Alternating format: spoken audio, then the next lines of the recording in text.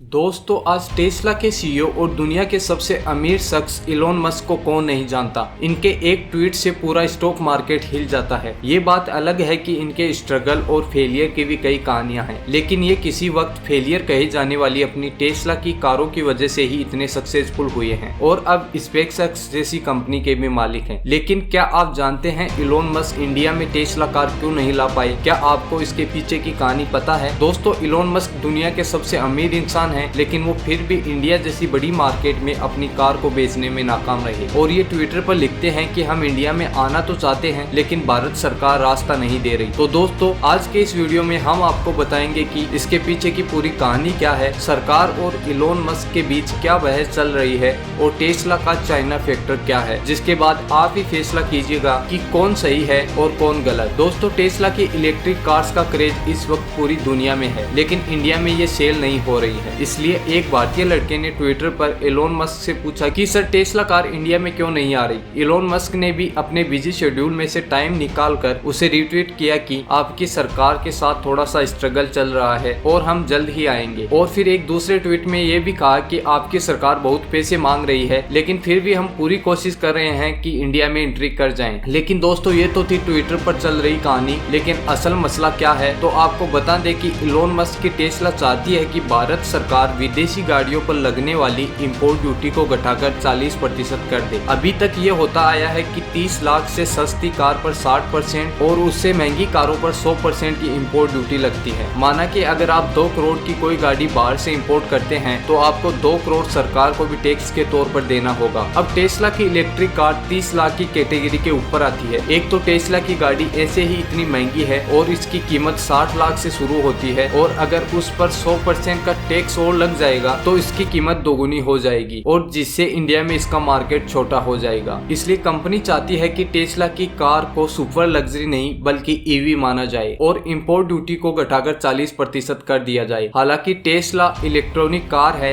लेकिन एक luxury car भी है, इसलिए सरकार अपने फैसले से टस से मस नहीं होना चाहती, जिसके पीछे कई फैक्टर्स हैं और इनमें से एक फैक्टर चाइना से भी लिंक है। दोस्तों टेस्ला को टैक्स पर छूट देने की बात पर कई भारतीय कार निर्माता कंपनियां विरोध कर रही हैं। उनका कहना है कि अगर टेस्ला को छूट दी गई तो घरेलू कार उत्पादन में हो रहे निवेश पर असर पड़ेगा। हालांकि भारत सरकार ने विदेशी कार निर्माताओं के लिए टैक्स में छूट का प्रावधान रखा है, लेकिन यह सिर्फ तभी वैलिड होता है जब विदेशी कंपनी इंडिया में फैक्ट्री डालकर कार बनाए। लेकिन टेस्ला ने अमेरिका के बाद अपनी फैक्ट्री चाइना में शुरू की और वहीं से अब गाड़ियों को तैयार कर इंडिया में इंपोर्ट करना चाहती है। रिपोर्ट्स की माने तो इस मुद्दे पर सरकार चाहती है कि छूट दिए जाने से पहले टेस्ला यह आश्वासन दे कि वो भारत में भी अपनी कार बनाएगी। लेकिन टेस्ला कोई भी आश्वासन देने से पहले इंडिया में अपनी कार को उतारकर डिमांड को चेक करना चाहती है। टेस्ला टैक्सेस कम करवाना चाहती है और हमारी सरकार का स्टैंड क्लियर है कि या तो इंडिया में मैन्युफैक्चरिंग यूनिट डालो या फिर 100% टैक्स दो, क्योंकि एक मेड इन चाइना कार पर टैक्स छूट बिल्कुल नहीं मिल सकती। एक तरफ जहां टेस्ला भारत में फैक्ट्री डालने से मुकर रही है, तो वहीं दूसरी तरफ तेलंगाना, महाराष्ट्र और पंजाब की सरकारें उन्हें खुद इन्वाइट कर रही है कि हमारे यहाँ फैक्ट्री लगाइए। वहीं दूसरी तरफ कार निर्माता कंपनी मर्सिडीज बेंज अपनी एस क्लास सीडान के इलेक्ट्रिक वर्जन को इसी साल इंडिया में असेंबल करना शुरू कर देगी। हालांकि हमारे देश में अभी इलेक्ट्रिक व्हीकल्स को चार्ज करने की इतनी फैसिलिटी नहीं है, लेकिन अगर टेस्ला यूं ही अपना समय जाया करती रही तो हो सकता है कि इंडिया की ईवी मार्केट पर कोई और ही राज करे, क्योंकि हमारी सरकार टारगेट को लेकर चल रही है कि आने वाले 2031 तक देश की 30% प्राइवेट, 70% कमर्शियल और 40% बसेज को इलेक्ट्रिक में बदल देगी। ऐसे में अगर टेस्ला इंडिया में अपनी ईवी कार्स लॉन्च करने में यूं ही देरी करता रहा तो हो सकता है कि फ्यूचर में एक बड़ा मार्केट उसके हाथों से निकल जाए। तो दोस्तों आपका सरकार और टेस्ला में से किसका पक्ष सही लगता है, नीचे कमेंट करके जरूर बताएं। और क्या आप भी टेस्ला की कारों को भारत की रोड्स पर चलते हुए देखना चाहते हैं? कमेंट करके जरूर बताएं। अगर आपको ये वीडियो अच्छा लगा तो लाइक और शेयर जरूर करें।